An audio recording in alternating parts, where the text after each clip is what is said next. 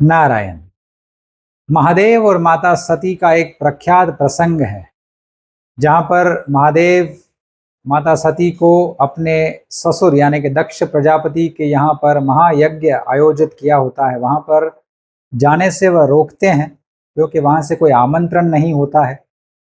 तो महादेव माता सती को कहते हैं कि आपका जाना अनुचित है, वहाँ पर आपको नहीं जाना चाहिए। अगर आप जाएगी तो आपका अपमान होगा और आपके पिता मुझसे जलते हैं, हमारे बीच में बैर है और उन्होंने शत्रुता स्थापित की है, तो आपका वहाँ जाना उचित नहीं है। और फिर वह एक सिद्धांत को प्रकट करते हैं अपनी पत्नी के सामने। वह कहते हैं कि जब भी कोई प्रतिष्ठित व्यक्ति का अपमान उनके आत्मीय जन करने लगते हैं, तो वह अपमान जो है वह उनके यानी कि आत्मीय जनों के मृत्यु का तत्काल कारण बन जाता है।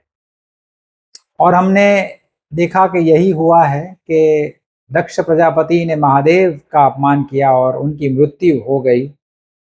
माता सती ने भी अपना देह त्याग दिया, अग्नि को समर्पित कर दिया और भस्मीभूत हो गई, क्योंकि उन्होंने भी ये स्वीकार किया कि मैंने भी अपने पति की अवहेलना की है, तो मुझे भी जीने का कोई अधिकार नहीं है। इसलिए उन्होंने समर्पण दे दिया अग्निदेव को। तो यहाँ पर यह सिद्धांत स्थापित होता है कि हम लोग भी कभी भी कोई प्रतिष्ठित व्यक्ति का अपमान मन वाणी हृदय से कभी भी ना करे, कभी भूल से भी ना करे।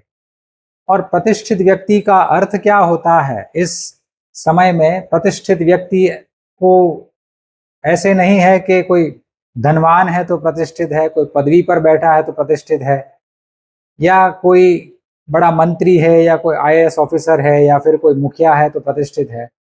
प्रतिष्ठित उसी को कहा जाता है वास्तव में शास्त्र की भाषा में जो सत्पुरुष हो, जिसमें सत्पुरुषों के लक्षण हो, गुण हो और वह सभी लक्षण चरितार्थ होते हो, अहंकार शून्य हो, शास्त्रोचित जीवन उनका हो, पवित्रता हो, दूसरों के लिए प्रेम भाव हो और भगवान प्राप्ति में वह तत्पर हो और शास्त्रोचित संदेश और उपदेश ही सभी को देते हो। ऐसे लोगों को ही सत्पुरुष कहा जाता है, जो धर्म में स्थित हो और अधर्म से कोसों दूर हो। तो प्रतिष्ठित व्यक्ति का अर्थ इस अर्थ में हमको मानना है।